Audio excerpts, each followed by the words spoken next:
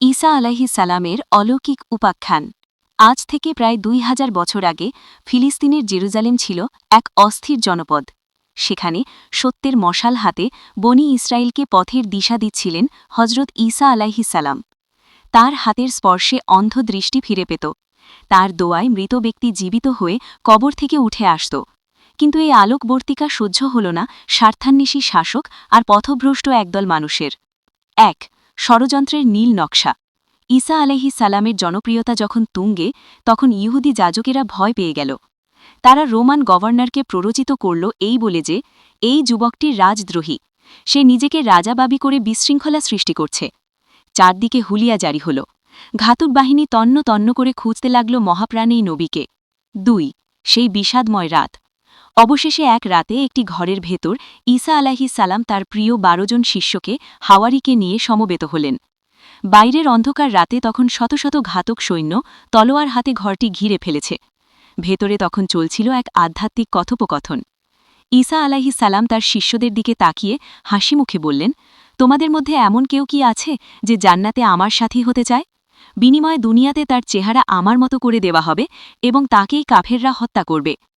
সর্বকনিষ্ঠ এক যুবক শিষ্য দাঁড়িয়ে বললেন, হে আল্লাহর নবী, আমি প্রস্তুত। ৩. আসমানের ডাক ও অলৌকিক রূপান্তর। ঠিক সেই মুহূর্তে আল্লাহর পক্ষ থেকে সাহায্য নেমে এল। ঘরের ছাদ হঠাৎ অলৌকিকভাবে উন্মুক্ত হয়ে গেল। জিব্রাইল আলাইহিস সালামের ডানায় ভর করে জীবন্ত অবস্থায় আসমানে তুলে নেওয়া হল হজরত ঈসা আলাইহিস সালামকে। যাওয়ার আগে তিনি তার চাদরটি নিচে ফেলে যান। এদিকে আল্লাহর কুদরতে সেই যুবক শিষ্যের চেহারা হুবহু ঈসা আলাইহিস সালামের মতো হয়ে গেল। সৈন্যরা যখন দরজা ভেঙে ঘরে ঢুকল, তারা সেই যুবককে ঈসা আলাইহিস সালাম মনে করে শিকলবন্দি করল। ৪.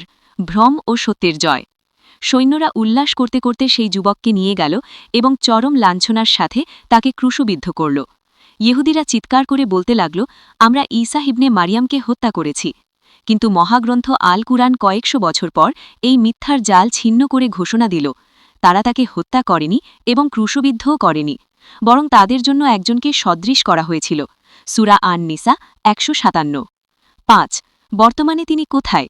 হজরত ঈসা আলাইহিস সালাম আজও আল্লাহর আরশের নিচে জীবিত অবস্থায় জান্নাতি রিজিক গ্রহণ করছেন। তিনি মারা যাননি। কিয়ামতের আগে যখন পৃথিবী দাজ্জালের অত্যাচারে অন্ধকারে ছেয়ে যাবে, তখন দামেস্কের জামে মসজিদের সাদা মিনারের ওপর ২ জন ফেরেশতার কাঁধে হাত রেখে তিনি আবার পৃথিবীতে নেমে আসবেন। তিনি ন্যায় বিচার কায়েম করবেন এবং দীর্ঘকাল রাজত্ব করার পর স্বাভাবিক মৃত্যুবরণ করবেন। উপসংহার: ঈসা আলাইহিস সালামের এই ঘটনা আমাদের শেখায় যে দুনিয়ার সব ষড়যন্ত্র একদিকে আর আল্লাহর পরিকল্পনা একদিকে। আল্লাহ যাকে রক্ষা করতে চান, পুরো পৃথিবী মিলেও তার একটি চুল স্পর্শ করতে পারে না।